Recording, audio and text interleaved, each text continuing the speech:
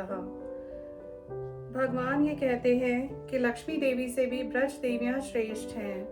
न तथा में प्रियतमो ब्रह्मा रुदश्च पार्थिव न च लक्ष्मीर न च आत्मा च यथा गोपी जनो ममः। ये आदि पुराणोक्त भगवत वाक्य है।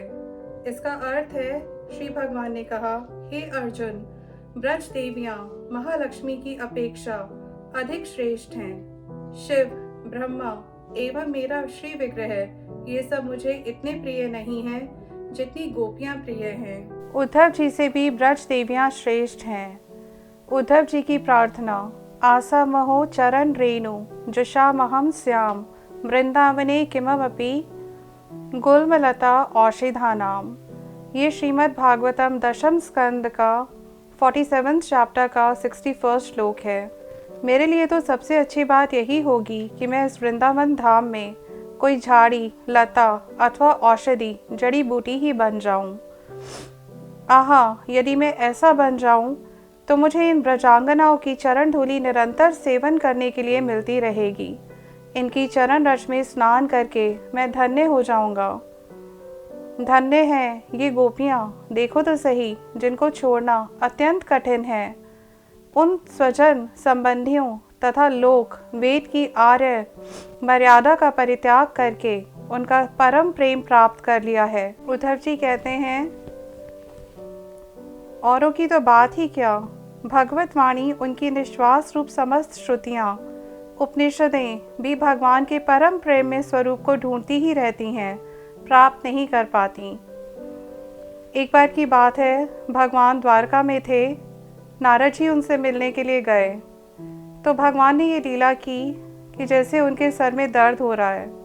भगवान को तो कोई जड़ व्याधि व्याप नहीं सकती, पर उन्होंने गोपियों का सर्वोच्च प्रेम जगत में प्रकाशित करने के लिए यह लीला करके दिखाई। नारद जी पूछने लगे कि प्रभु आपको क्या हुआ? तो उन्होंने कहा कि आज मेरे सर में दर्द है। तो नारद जी पूछने लगे कि इसको ठीक कैसे किया जाएगा? तो कृष्ण बोले कि अगर कोई भक्त अपनी चरण धूलि दे दे और उसे मैं अपने सर पर लगा लूं, तब मेरे रोग का निवारण हो जाएगा।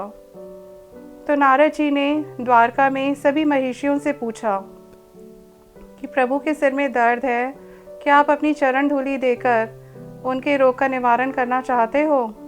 तो उन्होंने कहा, हाँ, हमें इस बात का दुख तो है कि कृष्ण को सर में दर्द है, पर वो तो परम पूज्य भगवान हैं, हम उन्हें अपनी चरण धूलि कैसे दे सकते हैं?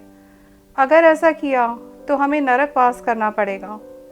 उन्होंने बाकी और भक्तों से भी पूछा, उद्धव जी से भी पूछा और बाकी यदुवंशियों से भी पूछा। सभी भक्त ये कहने लगे कि भगवान को अपनी चरण धूलि देकर अनंत काल नरक भोग करने में हम इच्छुक नहीं हैं। फिर उन लोगों ने नारद जी से पूछा कि नारद जी, आप भी तो भक्त हैं, आप ही अपनी चरण धूलि दे दीजिए।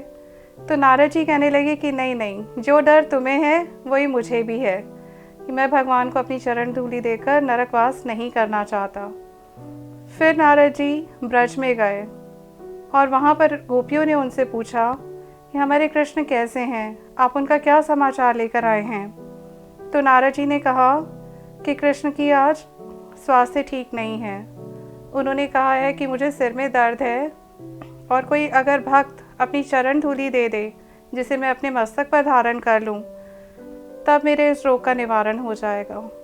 तो वो कहने लगी, अरे इतनी सी बात है, तो फिर आप ये ले जाइए, हमारी चरण धूलि ले जाइए, बस हमारे कृष्ण ठीक हो जाएं, हम तो यही चाहती हैं। नारद जी ने जिज्ञासा की कि सभी लोग ये कह रहे हैं कि हम नरकवास नहीं करना चाहते क्योंकि वो भगवान हैं। तो वो कहने लगी कि हमें इस बात की कोई चिंता नहीं है, हम अनंत काल तक नरकवास करने के लिए तैयार हैं, अगर हमारे कृष्ण ठीक हो जाएं तो।